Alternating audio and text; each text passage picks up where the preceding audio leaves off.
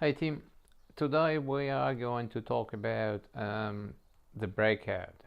Breakout is, I would even say, crucial component of our play because that's how we are going to start our offensive actions out of our own end. And I'd like to split it into two kind of sections, if you like. One is when we are breaking out from under pressure or partial pressure. So basically, if we just lost a puck and the position is kind of trying to apply pressure on us, or if they play kind of aggressive or semi-aggressive forecheck system. So basically, our D is under kind of pressure or partial pressure. Okay, so we need to obviously break it out and start from there. And the second part is that's where we have controlled breakout. Okay, but let's talk about this a bit later.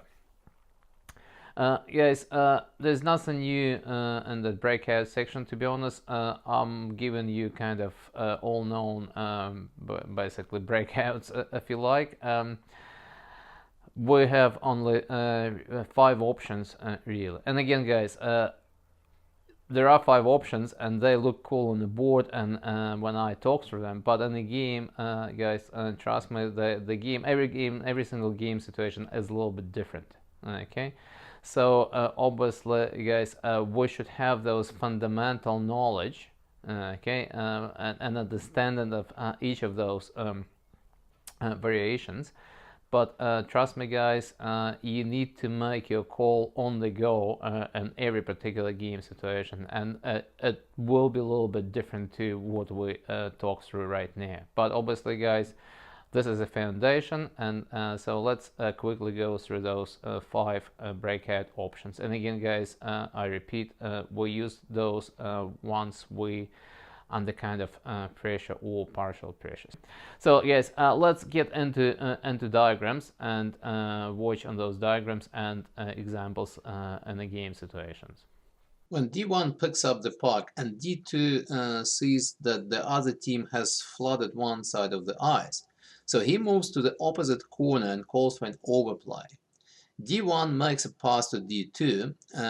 What's important here is that D1 should move the puck quickly and not make the mistake of carrying the pressure towards D2 and then passing. If that were to happen, the forechecker could easily continue through and get on D2 as he received the pass. So let's see what it should look like.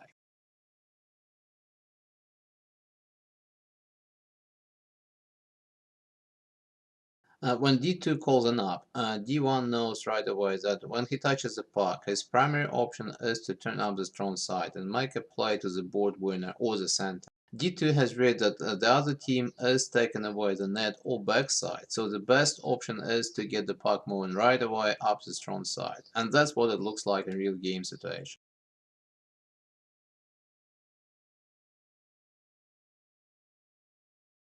This is where D1 has a step on the forechecker, so D2 calls will, and D1 quickly runs the net, leaving the forechecker trailing. D2 should hold the front of the net until D1 makes a play or skates up the ice. This is very important, guys, and this particular breakout. So let's see what it looks like.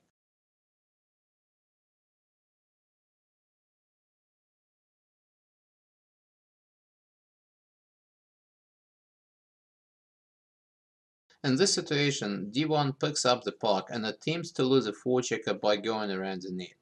D2 says that the forechecker is right on his partner, so he calls reverse. D1 simply banks the puck off the boards and behind the forechecker to D2.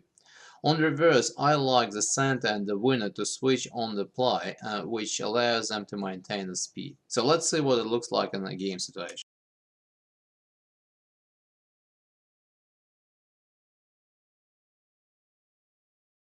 Rim is another breakout option which I personally don't like, and it only should be used when the D is under real pressure. When they send 2 forecheckers hard, they cover in a half wall as well, so there is no any other options really. And again, guys, that breakout is very difficult for forward on a half wall to protect the puck to make a play. So we It is an option, but we don't really want to use this breakout on a regular basis. So let's watch what it looks like. But again, guys, this is our last option. Cool. I guess, guys, you have enough information. As I said, we need to adjust to every single game situation, as it will be a little bit different, but at least you now have an understanding of how we are gonna play. Controlled breakout is a little bit different, guys. That's where you have time. That's where we have time to settle behind our net or somewhere in our zone. That's where we kind of know where we are going to go and all that stuff, forwards and Ds. I have to say that controlled breakouts don't happen very often in a game. Statistically, happen. And again, guys, unless a position plays really passive trap system. For example, they've lost a puck, and all they do, they just kind of come back around our blue line or even neutral zone, and they just build their trap, okay, and let us do whatever we want, okay. So we don't know if that's were to happen, then we would basically have more of those controlled breakouts. But if we take average stats, controlled breakout only happens about 5 to 7 times on average, so it's not that common, if you like. But we still have to know what we do because we're gonna have them. Okay, and they usually happen after like launch shift and line change or situations like that. So for those basically controlled breakout, conceptually we have only one option. The strong side D or D on the puck start moving up the ice. Okay, and then we would have either 3 high or we would have one guy swinging. But again, guys, let's go through the diagram, and I'll give you some examples of that breakout. And the controlled breakout, guys, as I mentioned, conceptually we only have one option. D1 with D on the puck is start moving up the ice. Okay, it could be designated player in each D line, or could be whoever's in the puck at that moment of time. I will tell you later on, but conceptually, guys, it doesn't matter. So the D1 always starts moving up the ice. Depends how position plays, as they could send an active guy somewhere in our zone, like around here. So if that were to happen, then obviously the D1 will simply pass it to D2, and then we are doing the same thing. Basically, guys, we're looking at using the hybrid icing thing, turn it to our advantage. Okay, so we simply try to make what we call controlled dump for our forwards to be first on the puck. So guys, let's watch a real game situation what it looks like, and what should it basically how we should do it.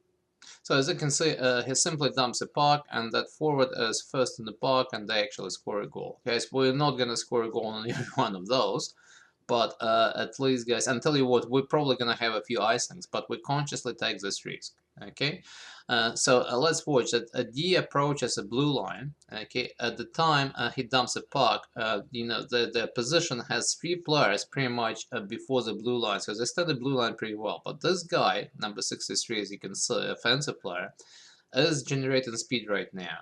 And about their blue line, he's already in an advantage situation because the defensive players aren't transitioned, whether he's flying 100 miles an hour, and he will be first in the puck.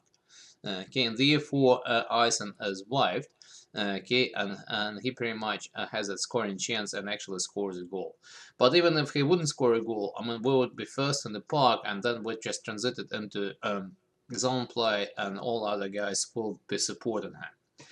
Having said that, guys, their position could have the guy down low, as you can see on the diagram right now. Okay, because some teams they could play like 1-3-1 type of system with the guy down low. Okay, so in this case, obviously, we're not going to dump it simply because it will be icing, obviously. So our D obviously would need to pass it somewhere, and in most of cases, they'll be center. Okay, because if they're gonna use the system, most likely center will be open. Okay, yeah, and then center will pass it to either side for those forwards to pick it up.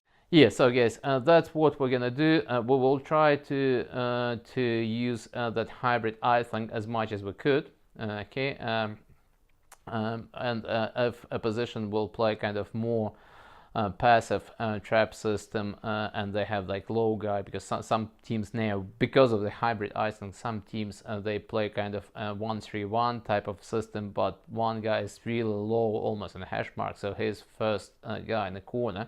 So in this case, obviously we're not gonna use that dump, as it will be icing, obviously. But we will then use our center to redirect the puck to flying wings on either side. Okay, guys, that's me for the breakouts, and the next one we will talk in a few days about the forecheck. See you guys.